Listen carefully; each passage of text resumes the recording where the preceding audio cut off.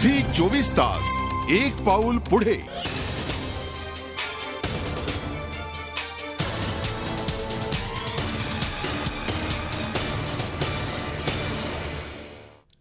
Break नंतर स्वागत। मी थेट जातोय रश्मी पुराणिक आमच्या प्रतिनिधी यांच्याकडे। रश्मी, काय सांगशील, सध्याची परिस्थिती नेमकी कशी आणि तू कुठे आहेस? ऋषी, मी जोशीमठमध्ये आहे अजूनही।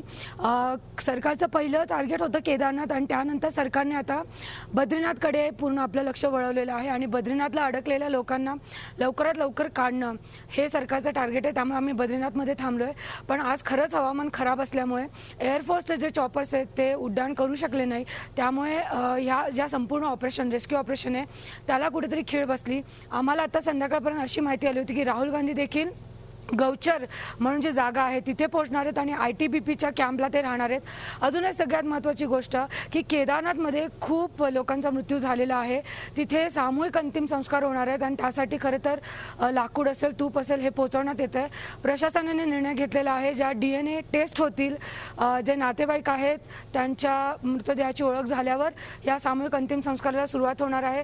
प्रशासन अनेक फ्रंटवर अजून पण धडपडत आहेत, अजून पण लोकांपर्यंत पोहोचण्याचा त्यांचा प्रयत्न जो आहे तो अपुरा पडतोय।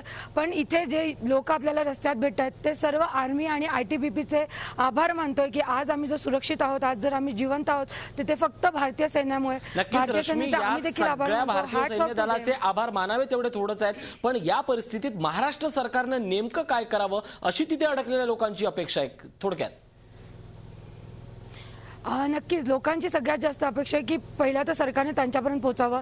बद्रीनाथपर्यंत सरकारचे प्रयत्न चॉपर्सने पाठवण्यात आज फक्त 8 लोकांना काढायला महाराष्ट्र सरकारला यश मिळालंय। उद्या पण हे प्रयत्न होणार आहेत। पण आपण जसं सांगतोय की जोशीमठ असेल किंवा गौचर असेल इथे महाराष्ट्र सरकारने लवकरात लवकर पोहोचायला हवे। 4 चाकी वाहनांची लवकरात लवकर सुविधा करायला हवे, कारण पाऊस पडणार आहे। पुढच्या काही दिवसात ते पुन्हा बंद होण्याची शक्यता आहे। त्यामुळे लवकरात लवकर जी लोक जोशीमठला येतील किंवा गौचरला येतील त्यांना खाली ऋषिकेश आणि हरिद्वारला पाठवण्याची व्यवस्था करण्यात यावी।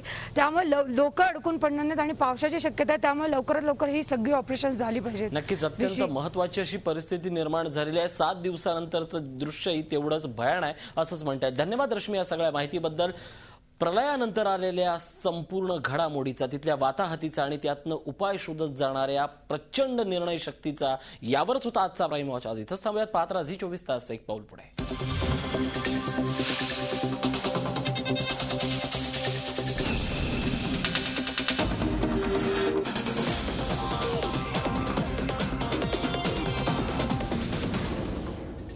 झी 24 तास एक पाऊल पुढे।